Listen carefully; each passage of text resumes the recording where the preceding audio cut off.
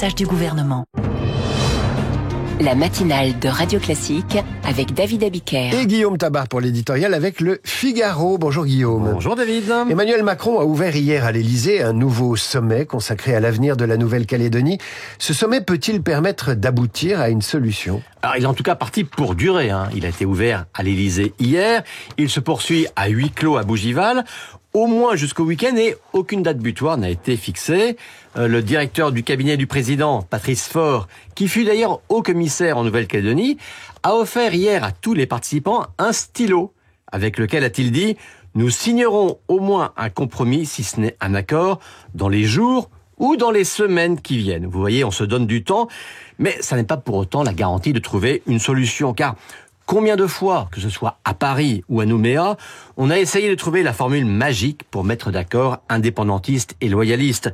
Et puis il faut quand même rappeler que cette nouvelle opération de la dernière chance cherche à rattraper un nouvel échec, celui des négociations menées il y a tout juste un mois par Manuel Valls, le ministre de l'Outre-mer. Pourquoi ces négociations n'avaient-elles pas abouti ? Parce que Manuel Valls, qui connaît bien le dossier calédonien, ayant été à Matignon au cabinet de Michel Rocard puis de Lionel Jospin, a été très loin dans le sens des indépendantistes en parlant de souveraineté avec la France, une formule qui a provoqué la colère des leaders loyalistes, comme le député Nicolas Metzdorf ou l'ancienne ministre Sonia Backès, pour qui parler de souveraineté avec la France, c'est déjà reconnaître qu'il n'y a plus de souveraineté de la France en Nouvelle-Calédonie.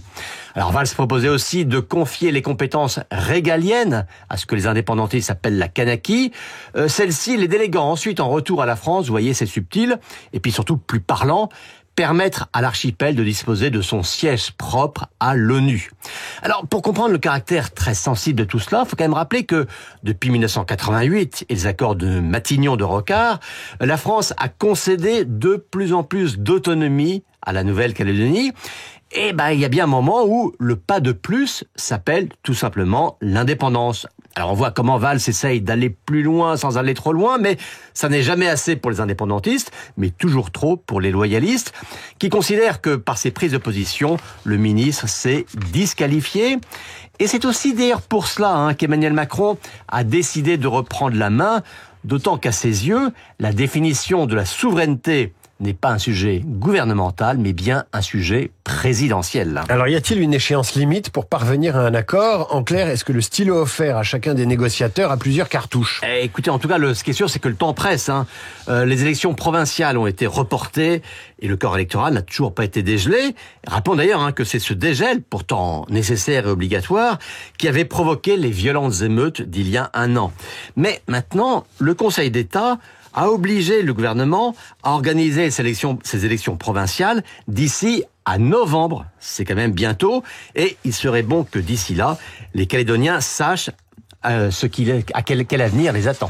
L'éditorial de Guillaume Tabar qui doit filer pour aller faire une photo place de la Concorde pour le bicentenaire du Figaro, oui, c'est le Figaro ça ? Qui fête son bicentenaire en 2026. Ouais.